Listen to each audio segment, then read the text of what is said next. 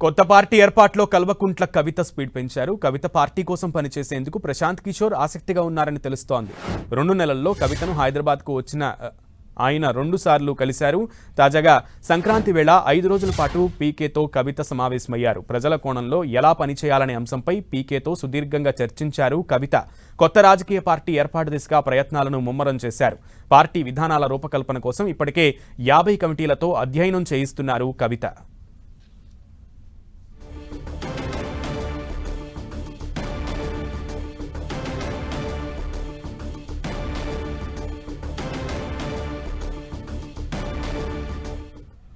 ప్రజల కోణంలో ఎలా పనిచేయాలి, కొత్త రాజకీయ పార్టీ ఏర్పాటు చేస్తాను అని ప్రకటించినటువంటి కవిత ఆ దిశగా వేగంగా అడుగులు వేస్తున్నట్లుగా తెలుస్తోంది. ఇందులో భాగంగా రాజకీయ వ్యూహకర్త ప్రశాంత్ కిషోర్ తో ఆమె వరుసగా భేటీలు నిర్వహించడం ప్రాధాన్యతను సంతరించుకుంది.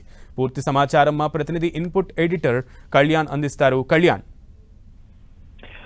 సునీల్, పీకే మనందరికీ తెలుసు. ప్రశాంత్ కిషోర్ ఆయన దేశంలోనే ప్రముఖ స్ట్రాటజిస్ట్ గా ఉన్నాడు. ఆయన ఈ మధ్య జన స్వరాజ్ పార్టీ పెట్టి బీహార్ ఎన్నికల్లో కూడా పోటీ చేసి ఘోర పరాజయం పాలయ్యారు. బీహార్ ఎన్నికల్లో ఏ మాత్రం ప్రభావం చూపని వ్యక్తిగా ప్రశాంత్ కిషోర్ మిగిలిపోయారు. ఆ తర్వాత ఆయన అడుగులు ఎక్కడ పడతాయి అనే ఒక చర్చ చాలా రోజుల నుంచి జరుగుతూ వచ్చింది. దానికి ఆ ఎన్నికల సందర్భంగానే ప్రశాంత్ కిషోర్ కూడా క్లారిటీ ఇచ్చారు. అంటే తెలంగాణలో మళ్ళీ రేవంత్ రెడ్డిని గద్దెనెక్కకుండా చూస్తాను, రేవంత్ రెడ్డిని ఓడించి తీరుతానంటూ ప్రశాంత్ కిషోర్ ఆ సమయంలో, ఆ బీహార్ ఎన్నికల సమయంలోనే చెప్పారు.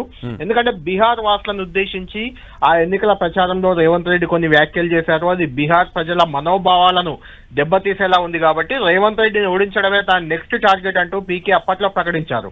అంటే అందరూ అనుకున్నారు రేవంత్ రెడ్డిని ఓడించాలంటే ప్రశాంత్ కిషోర్ తెలంగాణకు వస్తాడు, తెలంగాణకు వచ్చి బీఆర్ఎస్ పార్టీ తరఫున స్ట్రాటజిస్ట్ గా పనిచేస్తాడు, బీఆర్ఎస్ ని మళ్ళీ అధికారంలోకి తేవడానికి, రేవంత్ రెడ్డిని ఓడించడానికి పీకే స్ట్రాటజీ తెలంగాణలో అమలు కాబోతుందని అందరూ అప్పట్లో భావించారు.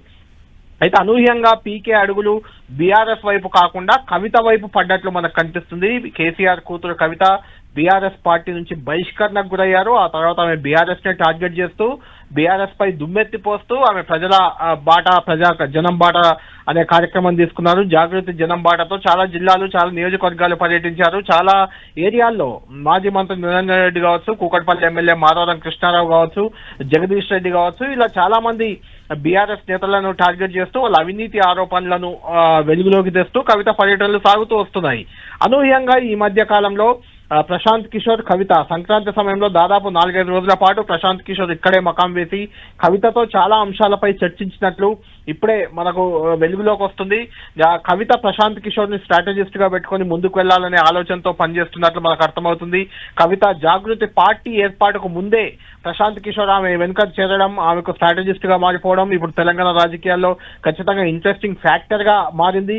గతంలో కూడా ప్రశాంత్ కిషోర్ ఆషామాషి స్ట్రాటజిస్ట్ కాదు, పొలిటీషియన్ గా ఆయన ఫెయిల్ అయి ఉండొచ్చు. జనస్వరాజ్ పార్టీ బీహార్ లో ఏమాత్రం ప్రభావం చూపకపోవచ్చు, కానీ స్ట్రాటజిస్ట్ గా మాత్రం ఆయన గతంలో నరేంద్ర మోడీ ముఖ్యమంత్రిగా అయ్యేందుకు, 3వ ముఖ్యమంత్రిగా అయ్యేందుకు మొదటిసారి స్ట్రాటజిస్ట్ అవతారం 2011లో పీకే ఎత్తారు. ఆ తర్వాత ఆయన వరుసగా బీజేపీతో పాటు JDU, Congress, Aam Aadmi Party, YSRCP, DMK, TMC, మొన్నటి ఎన్నికలకు ముందు కొద్ది రోజులు బీఆర్ఎస్ తో కూడా ఆయన కలిసి పనిచేసిన సందర్భాలు ఉన్నాయి.